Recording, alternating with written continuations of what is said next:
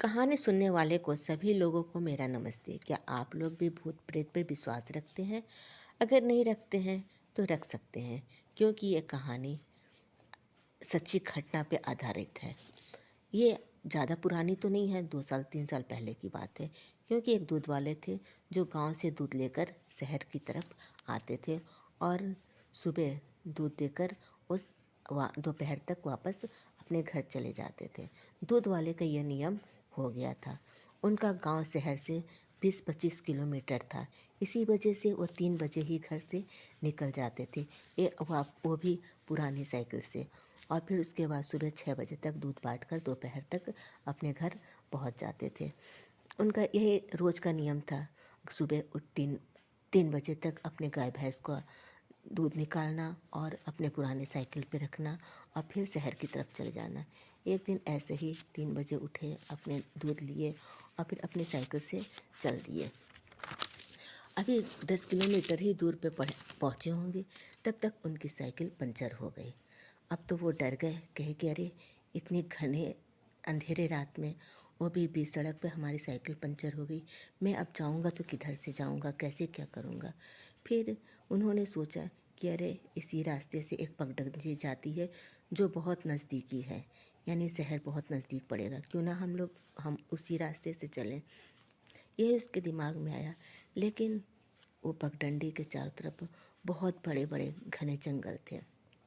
सोच के बहुत घबरा रहे थे, लेकिन मजबूरी थी। वह भगवान का नाम लेकर उसी पगडंडी पर पंचर वाली साइकिल लेकर चल दिए। पैदल पैदल चलते गए। एक अंधेरी रात, ऊपर से घना जंगल। जंगल में अजीबोगरीबी आवाज़ आ रही थी, लेकिन वो अपने हाथ में एक टॉर्च चलाते हुए आगे बढ़ते जा रहे थे। तभी पायल की आवाज़ आई।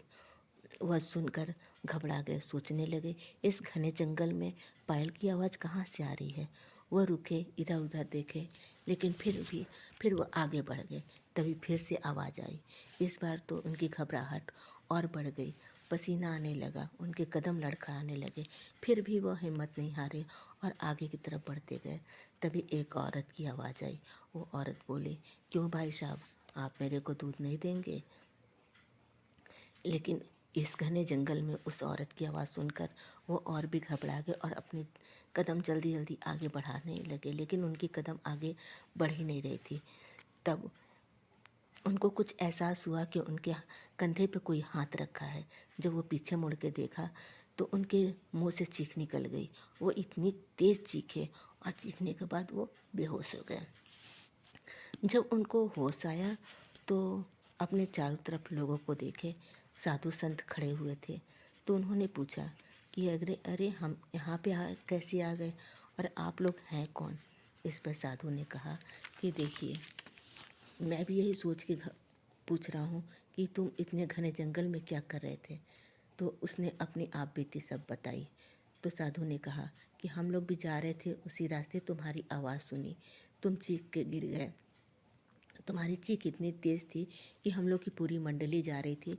वहाँ पे जंगल में दुर्गा जी का मंदिर है। उस मंदिर में हम लोग सुबह 4 बजे जाते हैं दर्शन करने।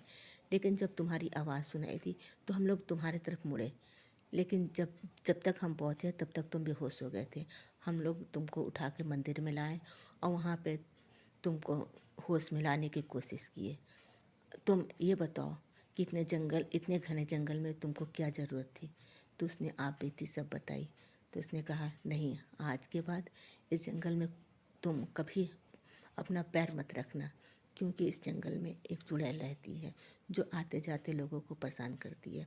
शुक्र मनाओ कि हम लोग की मंडली जा रही थी, वो भी दुर्गा जी का यहाँ पे मंदिर स्थान भी है, इसकी वजह से तुम बच गए, नहीं तो नहीं बच पाते।